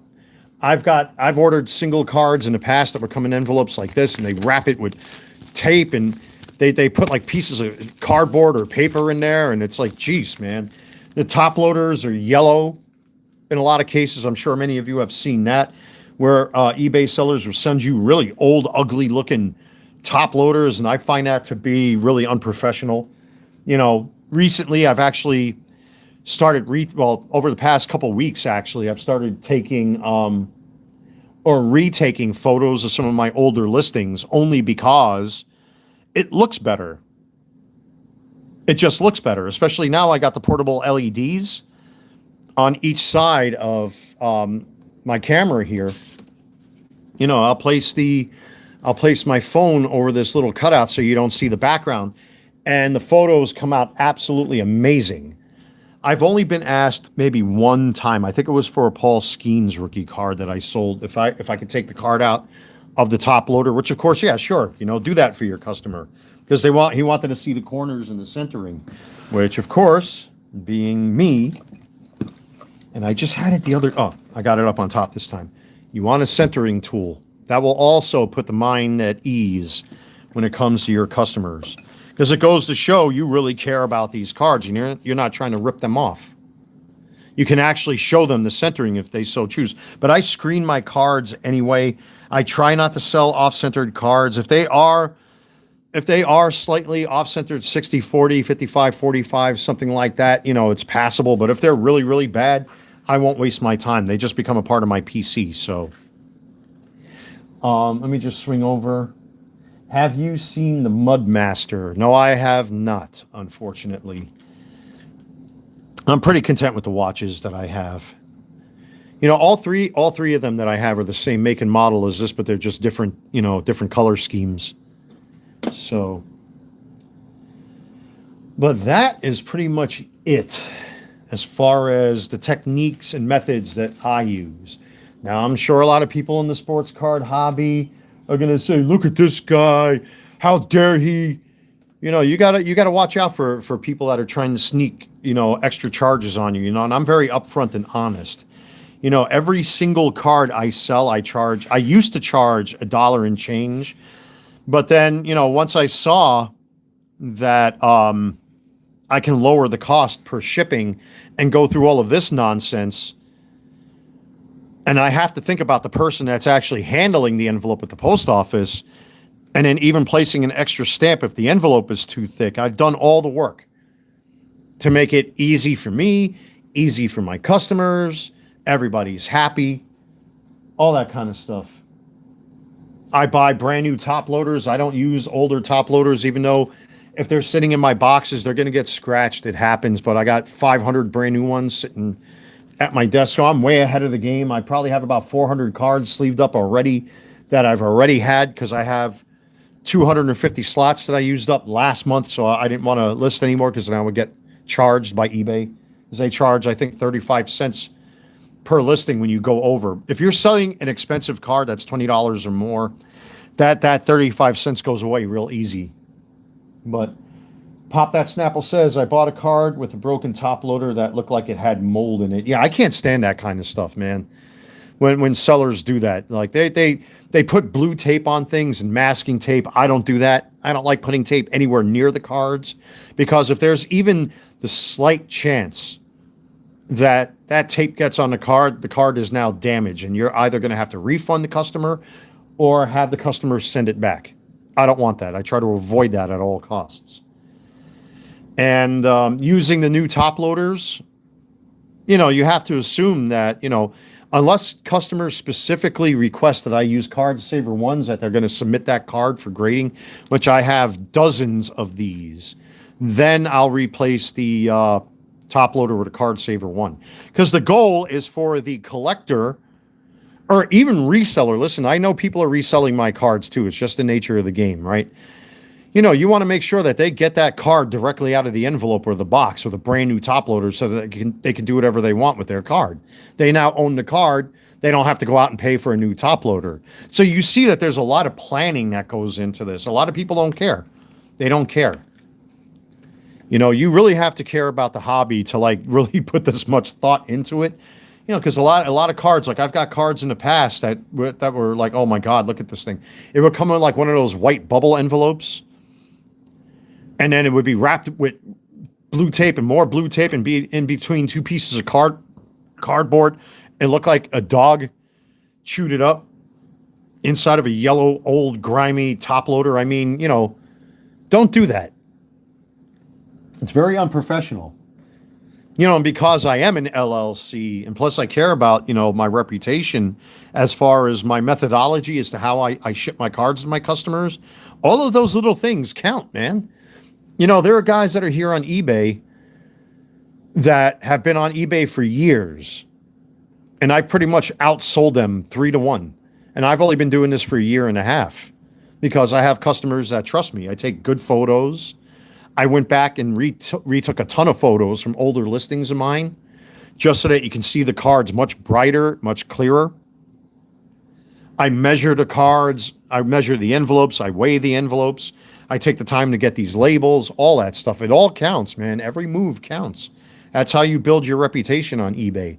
But again, you know, you have a lot of scum that are out there, and we all know how slimy certain LCSs and certain sellers are, how they try to get over on people. Always, always, always, always, if you're buying a single card that's under $20, don't be afraid to question the eBay seller. Why are you charging me $1 and change? Why are you charging me $3 and change? Why are you charging me $4 and change? That card should not cost more than $1 to ship. And again, I charge 78 cents. The stamp will say 74 cents on it if it's a single card, but that the 4 cents when it gets bumped up to first class mail, I put that right back into the business. That goes right into the envelopes. It goes into the ink. It goes into pens, pencils, stamps, all of that stuff. Doesn't go into my pocket. It goes right back into the business. At least that portion of it. Be very careful with that sort of thing, folks. Shipping scams are awful in the hobby. Card Saver ones are the best, but expensive. Yeah, I was using Card Saver ones for a while, but, you know, I got the distinct impression over time just through experience that, you know, guys, or even some of you ladies out there, I know I have female customers out there who just want to take the card out and put it away and add it to their collection without any work. So I look at this as a collector as well. You know, I have my own PC as well. I want to be able to buy the card, take it out of the envelope, enjoy it, hold it in my hand, and then add it to the rest of my PC with no work, no thought, no anything. This dude's walking with a pizza pie. Oh man, I'm tempted to go get some pizza. I haven't had takeout except for Chinese food in a long time. I usually don't eat pizza. It's no good for you. But yeah, I like Card Saver ones as well. But you have to assume, unless the customer requests it, that they're not going to have the card graded. And as you all know, if you're going to send something off to, let's just say in this case, PSA, they don't want you submitting in Card Saver ones. They want you to submit with these. By the way, folks, if you're new to this live stream and you're enjoying this topic, hit that thumb button, hit that thumbs up button. It really helps this channel to grow and helps the channel to circulate in the algorithm. The channel has grown a lot thanks to all of you. I deeply appreciate it. Also, check out my eBay store, the Carolina Collector 001. The link is in the chat. As a matter of fact, I've pinned it. So you can click on that link. It'll take you right to my eBay store. Thank you to those that have ordered cards off me. I have one order where I printed out labels and stuff already where I have to pick them cards. And I know I got several other orders today throughout the day. Even during this live stream when I first started, I had some orders. So thank you, everybody. I will be doing a very LA Dodgers centric listing of cards, probably starting tonight, tomorrow, sometime this week. I do have a lot of LA Dodgers cards I want to get out there. I should have some color matches, X-Fractors, base rookies, flagship rookies, that sort of thing. So, keep a lookout for that. You can also follow me over at my eBay store. I noticed my follower count on eBay has gone up. So thank you for that. So that this way my returning customers, they know exactly when I'm listing. And sometimes I'll do a spoiler alert here on YouTube and say, hey, you know what? I'm listing this card at this price. Get it before it goes. Hey, I'm doing this. It's strange becoming your own brand. This is a discussion I had with one of my good friends and neighbors yesterday, when it comes to the YouTube stuff, becoming like your own brand, but you don't want to be so obnoxious about it that like you're rubbing it in people's face. That's why in every video that I upload here on YouTube, I try to be as brief as possible, because you shouldn't take more than 20 seconds to promote your business and all that kind of thing. But, it can get a little stale after a while. I mean, obviously, a very specific topic like this, it's going to be sports card centric. So, it's worth mentioning the eBay store, obviously. But hopefully this helps. Hopefully it helps. I'm getting a little cotton mouth here, ladies and gentlemen. I will be right back. Let me get something to drink. My feet are getting cold. My door is wide open, as you heard before. One of my really, really nice neighbors came and stopped by for a little bit, asking me if I can help out with something, like always. But she's one of the good ones. I'll be right back, folks.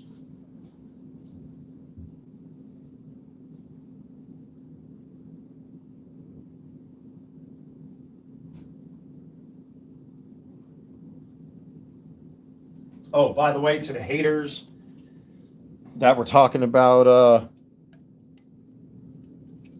my sugar-free monsters, that you're gonna die. I bought a whole 36 case from Sam's Club. Here's my boy, Mr. Charles. Is he heading home, or is he going downstairs? Let me see here quick. I like this guy. He's old school New Yorker. Well, he's going downstairs to go visit my other neighbor.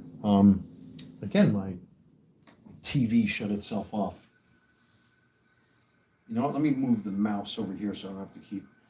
I bought a few cards a while back, hoping to pick up some more soon. Thank you for that, my friend. I really, really appreciate that. Yeah, my eBay customers, I have a lot of returning eBay customers. I'm quite shocked by the amount of eBayers that keep coming back for cards. I try to be transparent. I try to refund customers where I can. I'll have, like the penny auctions like I had. That was actually a really nice thing, because I probably sold, and I'm just throwing a number out there, probably 30 to 40 cards that cleared out a lot of room for all the stuff that I want to list. So that was good. I might do a Christmas sale, and do the penny auctions again for certain cards. So we'll see how that turns out. But what I think happened, and a good reason why I did that too, was not just to free up some room so that I can get some more cards out there for my customers. It's, I like to see people saving money or spending as little money as possible, having a good time. And also, I don't want so many listings on eBay, because, I'm trying to imagine my customers going through 500 listings. I think at the time of this live, I finally came under 400 listings. I think I'm at like 470 something. I actually have my eBay store keyed up right here. Let me see quick. I don't remember.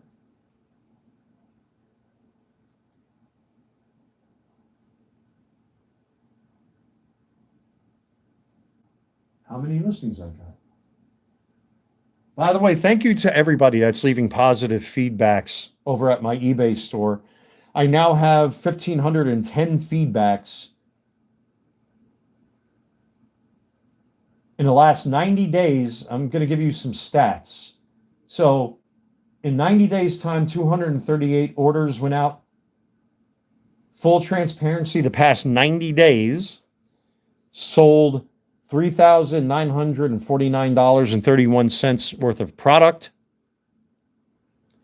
with 6,203 views of my listings. I'm now at 99.6% feedback rating with 1,510 feedbacks. And again, because I'm about transparency, I don't know if you're going to be able to see this. There's no personal information on there, is there? Hey guys. So this is, I just want to make sure there's no personal stuff on there. No address, telephone numbers, anything like that. No. So there is my eBay. Yeah, I'll be doing more. Pop That Snapple says penny auctions are the best. I'll probably do some more penny auctions. I know that was such a huge success. Like, I can't believe it. But there you have it, 99.6%. Just to do a little shameless plug.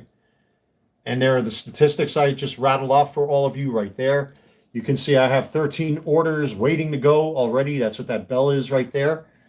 So again, there's going to be some personal information from my customers. I don't want to dox my customers. So let me just go through this while I put the camera back in the stand here. And I'm going to print this out. So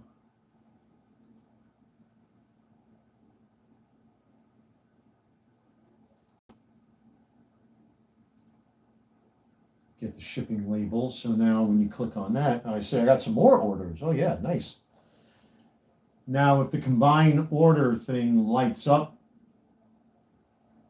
yeah, so here's a case where the combine order thing comes up. And again, there is an address on here, but I want to point this in a direction that I'm not going to reveal somebody's personal info. So when I come over here, see how it says combine orders per buyer? There's 4 orders that are like that.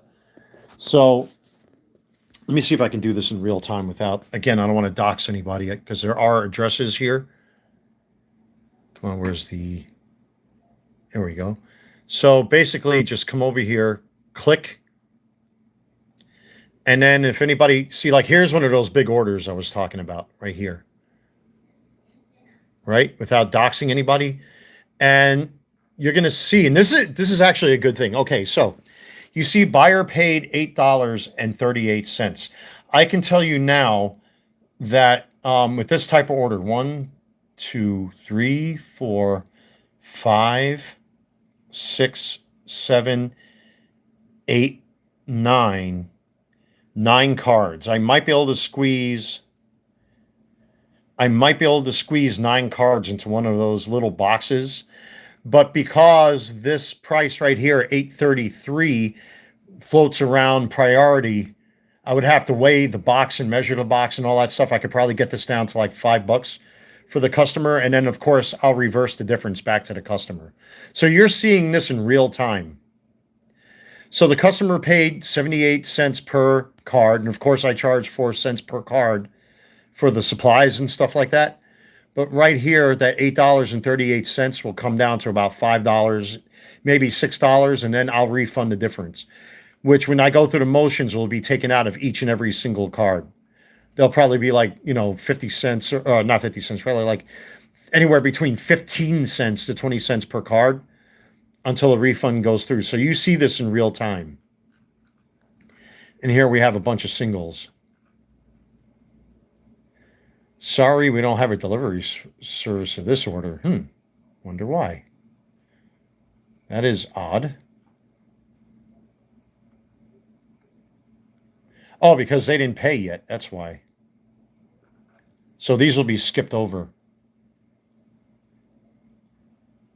Yeah, the person didn't pay for these yet. So this must be something new because I never seen this before. Usually it'll tell you, yeah, the customer didn't pay. I'm glad that they did this now, eBay, that they added this feature, because then this way I can keep track of people that don't pay. So I have 2 customers that haven't paid yet, but everything else looks like it's this customer didn't pay yet. Some of these I'm going to have to adjust, it looks like.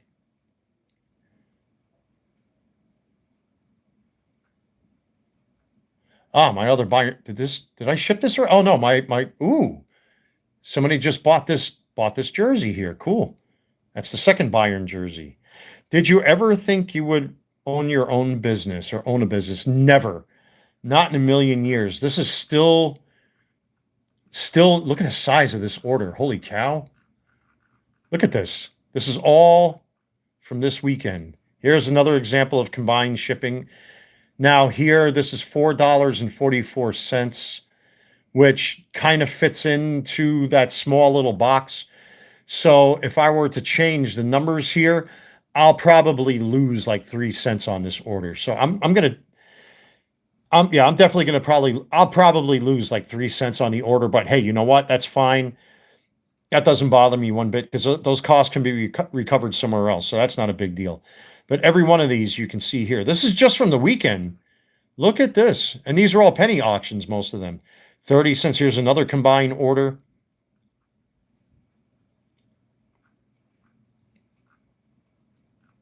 Look at the size of this order. Holy cow.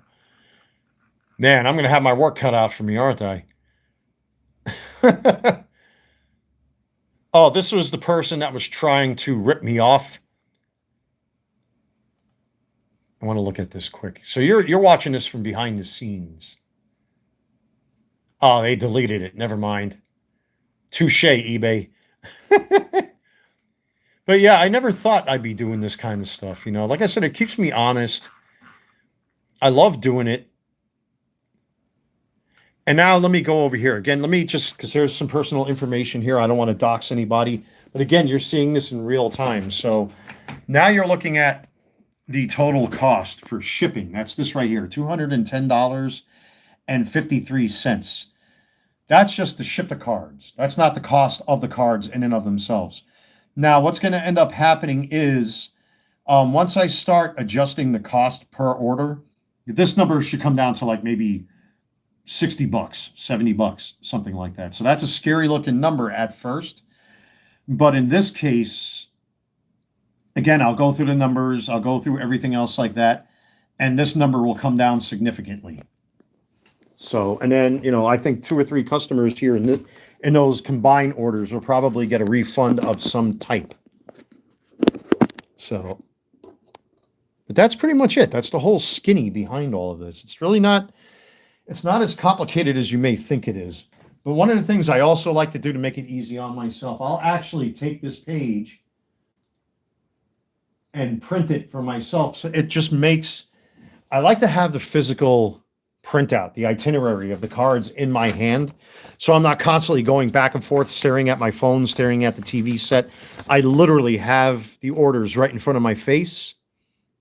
And then I could just sit here at my desk and just pull cards like a madman. So right now, again, I don't want to show any of this because this has people's personal information on there. And I really don't want to dox my customers. Wow, this is a big, big one. Holy cow, look at this. Jeez. So this is a actually, technically it's 14 pages long. That's a big order, man.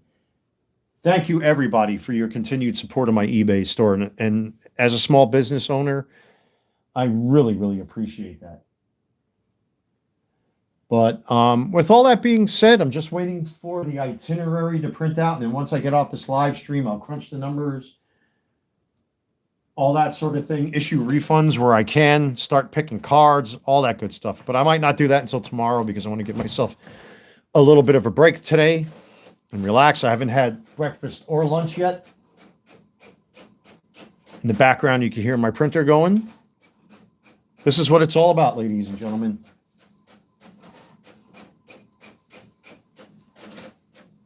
And for me, you know, I like to be centralized. I like to keep everything right in front of me. So I keep my movements as efficient as possible. It must be that German in me. You know what I mean? You know, I got all of my supplies, the stuff, you know, this is where I take the photographs of the cards. This is where I pack the cards. Over to this side, which, let me just cover up the labels here. This again is people's information on there. You know, I have my sales boxes here. These are cards that yet to be listed. These all yet to be packed and listed. These are already listed, which I have to pull from. Those are to be listed as well. So there's plenty of cards coming down the pike, ladies and gentlemen. You know, and then I don't have to constantly stare at my TV screen, and I don't like to stare at my phone, even though I'm doing this, you know, long live stream and stuff like that. I try to limit how much I stare at the screens and whatnot because I don't want to hurt my eyes, even though I do use blue light reading glasses. You know, I do tend to get headaches, which is no good because once I start going, I get obsessed with this. I have to make myself get up, go outside, get some fresh air, stand up for a while, get something to eat, go take a walk to Walmart, get lunch, you know, whatever have you. You know, you have to give yourself a break because, you know, you stare at the phone for too long. I don't know how people could be so attached to their phones like the way they are. I find it bizarre. But, you know, you got to get up, you got to stretch out a little bit, move those legs, take reading glasses off, all that kind of thing, you know, and give your eyes a break, give the brain a break. If you feel yourself getting frustrated, get up, walk away for a little bit. You know, don't take it out on the sports cards or anything. Your customers wouldn't like that to begin with anyway. So now let me combine the shipping itinerary with this itinerary. Wow, this is big. This is going to be another. I really hope I have enough envelopes. I'm going to have to order envelopes now, it looks like, with this order. Oh, yeah, this is, well, the combined orders will go into one box each, but after I get off this live stream, I just might order more envelopes, more envelopes, I should say. So that's really it, ladies and gentlemen. There's really not much more to it than that. These are the methods I use. This is how I do it. Everybody has their own way of doing things, folks, but this is how I go about it. I try to keep everything easy, simple, centralized. I'm not going to hurt myself doing anything. You know, obviously I'm working from home here. So I try to keep everything as neat as I can. You know, and what's nice too is that this little table I got next to me, I can break it down, fold it up, put it away, stick it under my couch, take my boxes, put them safely underneath my desk where they're not going to get hurt or anything like that. Or I can put them inside my closet where I have plenty of shelf room for these. You know, and then if I have guests and all that stuff, I really don't have to worry about, you know, my cards or anything like that. But yeah, that's it, folks. There's really not much more to it. So I'm going to flip the camera around here. And that's it. That's all. If you can't tell, I'm tired, folks. That's all that's to it. There's really not much more that I can get into as far as this live stream is concerned. So again, I mean, just based on these two printouts that I got from yesterday and today, man, I'm going to have my work cut out for me, aren't I? Holy cow. Let me get rid of again, I don't want to dox my customers. This is the first set of labels I printed. This is all from this weekend. Look at this. I mean, I'm skipping pages, but geez. Thank you. Thank you, all of you. I really appreciate that. All of you trust me. Again, I try to be as transparent as I can. Oop, is my phone dying? Yes, it is. Oh, shoot. I didn't realize I didn't charge my phone and I didn't have my phone plugged in because you're really not supposed to run a battery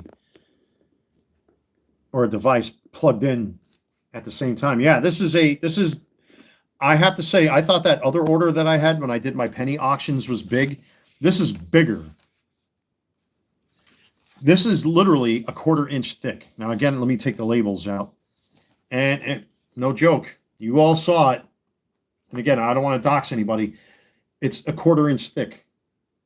That's how many cards you folks ordered off of me. Thank you. I really appreciate that. Somebody did buy that Bayern Munich jersey. Okay, cool. So the second one, oh, you know what? Because I offered him 10% off. That's why I bought it. Okay, so it's right here.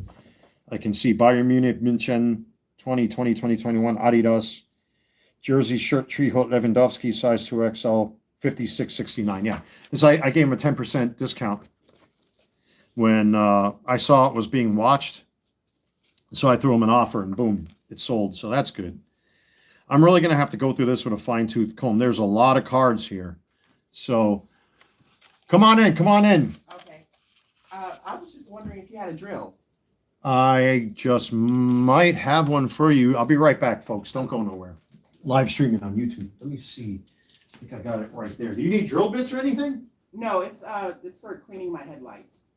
Oh, you got like the kit like I got, the buffing thing, right? Yeah. Yeah. I use the same thing on my car.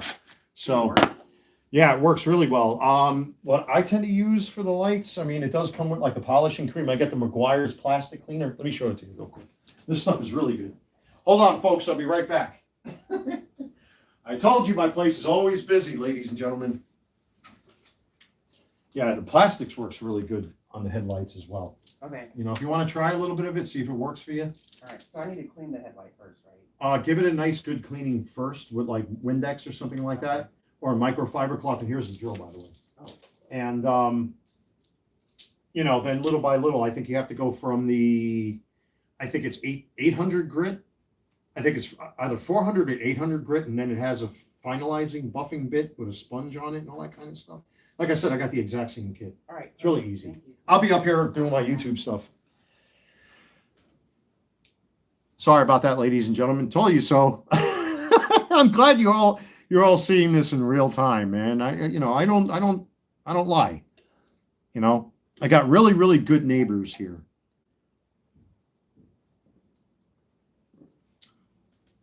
I have really, really good neighbors here. So anyway, folks, I'm going to sneak a peek at all of this and definitely dig. There's so many cards here. I can't even begin to tell you what this order looks like. I guarantee this is going to break. This will definitely break the record for sales. What am I looking at here? Oh, I'm looking for my damn thingy. This thing.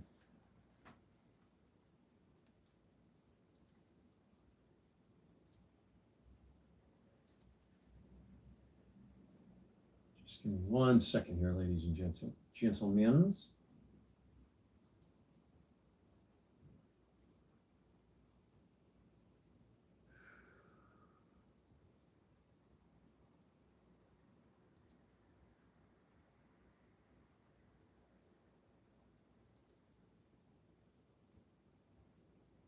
There we go. Okay.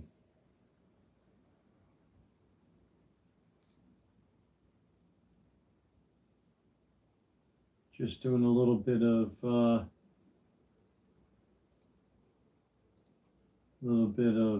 something over here with this. Okay. But thank you, everybody. Don't forget to subscribe. Hit that thumbs up, everyone. You can always come back and refer to this live stream as to the methodology that I use for my sports cards on eBay. You know, everybody does everything different, but again, I have to really stress, do not allow yourself to get ripped off when there are hidden shipping costs. You know, I'm very upfront and straightforward about it. Like I said, your typical card under $20 should not cost you more than 74 cents.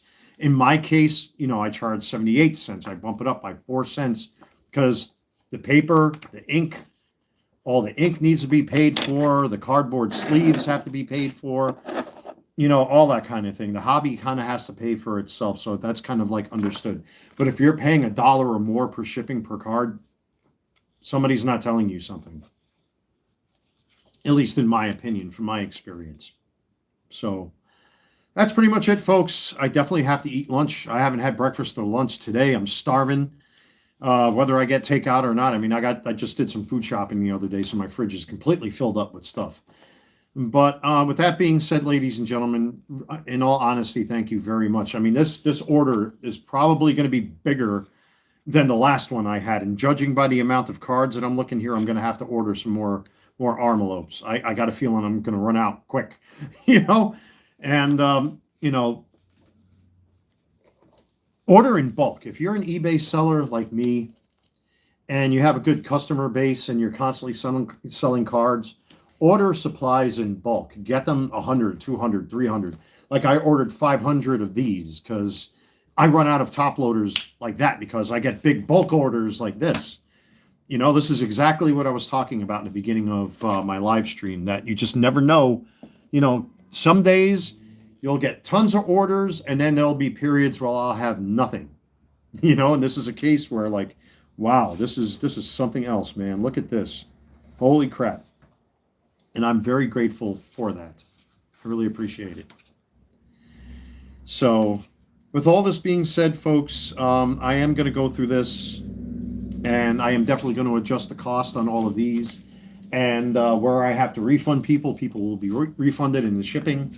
But again, like I said, if you're buying a single card and it runs you more than $1, question that seller. Question that seller. You know, at least in my case, you know, I'm honest about it. You know, I charge 78 cents per card because the ink cartridges, pens, pencils, rulers, stick rule. You know, I got 2 different rulers. You know, I got to pay for gas, all that kind of stuff. And everything else that I get after that is all obviously profit. Goes right back into the business. Helps pay for the bills, the rent, the electric, supper, you know, clothing. But again, that hidden shipping cost, be very aware of that, folks. That you will find people like this that'll charge you like $10 for a $1 card. Don't let that happen. Question these people. There's enough fraud and enough cheaters and enough scammers in these hobbies to you know, to really watch out for. Be careful where you spend your money, folks. Even with me, if you got questions, you know, because I always get, what's up, Ziggy? How's it going, my friend? You know, always question these sellers. Always, always, always. Oh, a 99-cent card should not cost you $2 to ship. That's a fact, in my opinion. So, unless any of you have questions, folks, I'm going to wrap it up right here. I hope that this live stream helps my fellow sellers. I mean, this is what I do. This is what works for me. Watching my son hit golf balls as I bask in the sun. You know what happened, Ziggy? A couple of weeks ago, a good friend of mine came down here from New York, and we went to the driving range. That's not too. And I'm not a golf guy. And, you know, I love the batting cage. I love doing fast pitch, but I couldn't hit a golf ball for my life. Every time I tried to swing, I was constantly hitting the AstroTurf. Like, whomp, whomp, whomp. And I couldn't hit a golf ball for my life. Jeez. But, yeah, I got to hit the batting cage soon, man, especially now that it's getting cold. And if I don't have any eBay orders or anything else to do, that's the best place to spend my energy. Now, I haven't done it this year, unfortunately. So, oh no, I did. I'm lying. I'm sorry. No, this is way, way, way earlier in the year. I'm not into golf either, just basking. Yeah, it actually, yeah, we got overcast today. It's been pretty cool outside. So, but I'm probably, like I said, folks, I'll go through this. This is a big, I can tell this is a big order. I'm going to have to order more envelopes. So if you haven't done so already, smash that like button, hit that thumbs up, folks. If you're new to the channel, subscribe. You know, it all helps the channel to grow, helps the business grow. You know, I try to be as transparent with all of you as possible. You actually saw my eBay account right there where you can see the numbers and the stats and all that stuff.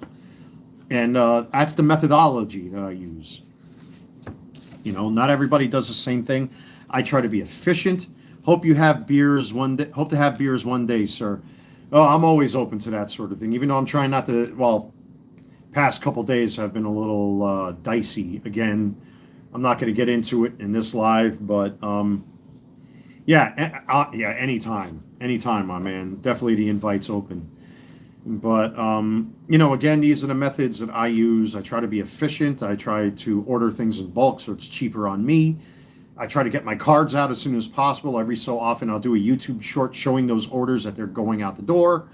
All that sort of thing. I do my best, folks. You know, I'm not perfect. I do make mistakes, you know, sometimes. And, you know, I get questions from my customers over on eBay's, you know, in the chat or whatever you call that, in the messaging board, blah, blah, blah, blah. You know, that, can you pack a card this way? Can you put it in a card saver 1, blah, blah, blah, and then I'll adjust things, what have you, or, sometimes I'll have customers say, can you pull the card out and show the card without a penny sleeve or a top loader? I'll do that. All that good stuff, man. I try my best, folks. I really do. And try through the process of elimination and simple human behavior. You have to imagine that there's a postal worker literally handling things like this. That you have to imagine somebody physically holding this thing, and you have to draw their eyes to things. You have to assume they're not paying attention. Not saying that they're idiots or anything like that, but after what happened this year with packages getting lost, and I have a whole playlist about that here on the channel with the post office and their incompetence, losing packages right here in Charlotte. What was it, 75,000 packages, poof, disappeared out of nowhere into thin air. And that's why I do things like this, to eliminate, or at least to try to minimize lost envelopes, lost orders, things like that. Even by using little arrow stickers, all that stuff helps. It goes to show your customers that you care, and it helps to improve the business, and people keep coming back. I mean, this is going to be a huge order. I can see I'm going to have to order more envelopes. I'm not going to have enough. Holy crap. Well, actually, there's a couple combined orders in here. Yeah, there's one combined order.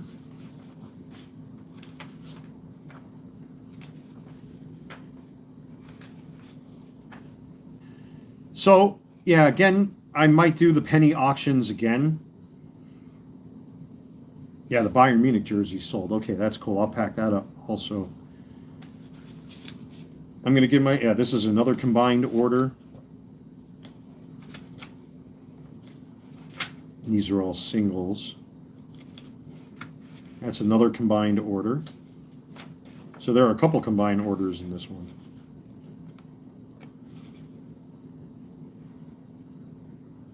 $0.60, 83 cents. These are from the penny auctions, I could tell, just by looking at the prices of the cards. For example, let's see here. 1 penny. 2024 Topps Chrome Update Baseball, number USC 183, Brett Harris, rookie card, Ray Wave Refractor. Quantity 1. Item price, 1 penny. 1 cent plus shipping, which is 78 cents. There's a Clayton Kershaw, Topps Chrome 2023. Item price, 1 penny. 64 cents. And I still have lots of those Topps Chrome cards. Lots of them. But again, I'm going to be a little bit more LA Dodgers eccentric for all of you probably in the next couple days. I got a whole bunch of LA Dodgers stuff prepared already for sale, which I think is this pile right here. Yoshinobu Yamamoto Mojo Refractor. There's his Let Him Cook rookie. Teoscar Hernandez 89 base. Insert. There are a couple of them I've got to get listed. Tyler Glasnow, and I say, all right, cool.